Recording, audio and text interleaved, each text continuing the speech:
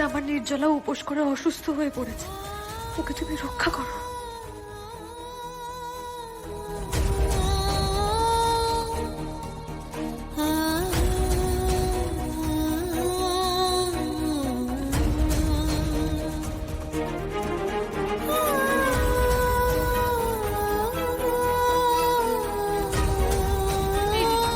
দিদি, এই দিদি, এই দিদি,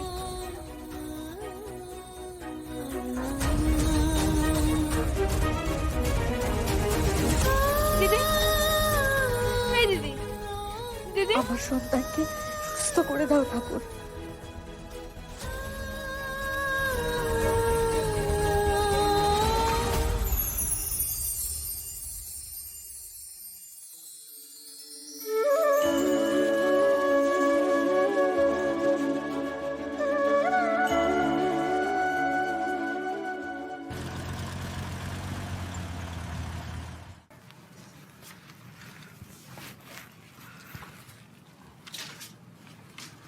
গার্গী ম্যাডাম, হ্যাঁ, অনির্বাণবাবু কেমন আছেন? অনেকটা বেটার আছে। আর কালকে রাত্রে সেরকম কোনো অসুবিধা হয়নি। বলছিলাম কোনো দরকার লাগলে কিন্তু আপনি আমাকে বলবেন। হ্যাঁ, নিশ্চয়। আর কালকে আমার সঙ্গে আপনার যাওয়ার কোনো দরকার নেই। না ভগবানদা, বড় সাহেব বলেছেন আমার যাওয়াটা ইম্পর্টেন্ট, আর আমি মাসিকে বলে রেখেছি মাসি থাকবে।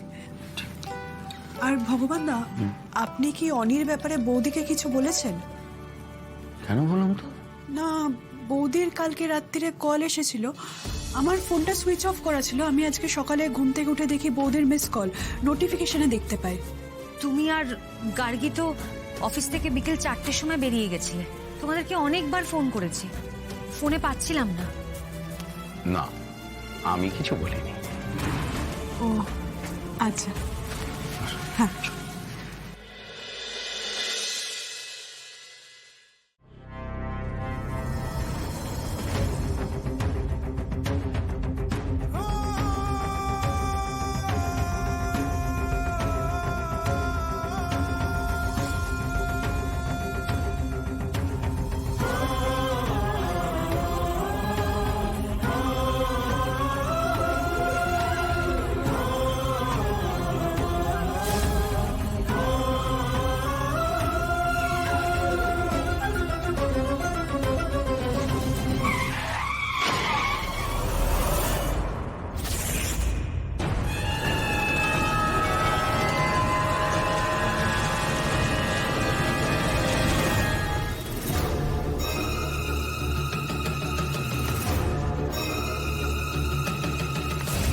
দিয়া, দিদি, দিয়া, দিয়া,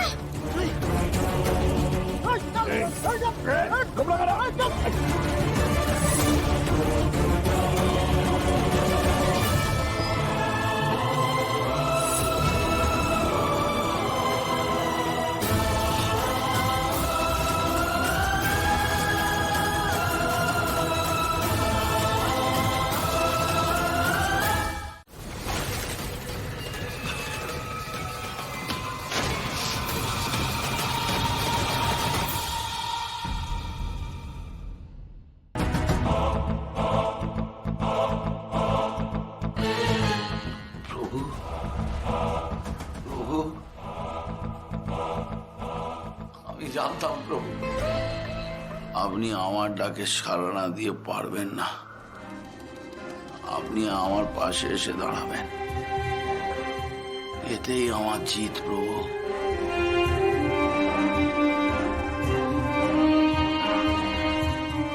কি প্রভু, অন্যকে যা বলেন নিজে তা পালন করেন না। কি বলেছি আমি?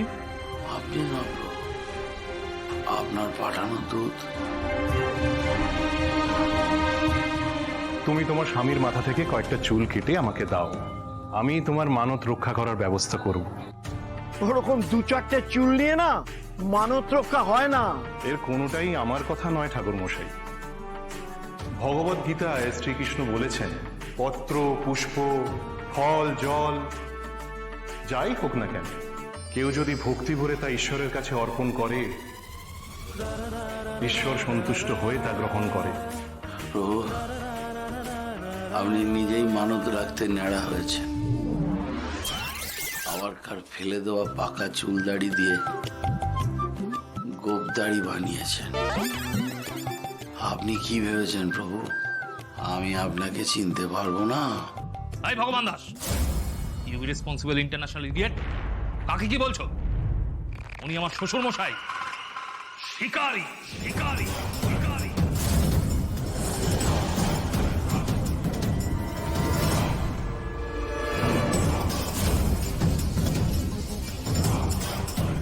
ক্ষমা করবেন, আমি জিম করবেট ছাড়া অন্য কোনো শিকারীর নাম জানি না।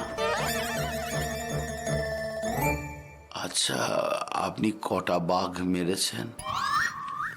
বাঘ মারিনি, মানুষ। এবার তোমাকে মারবো।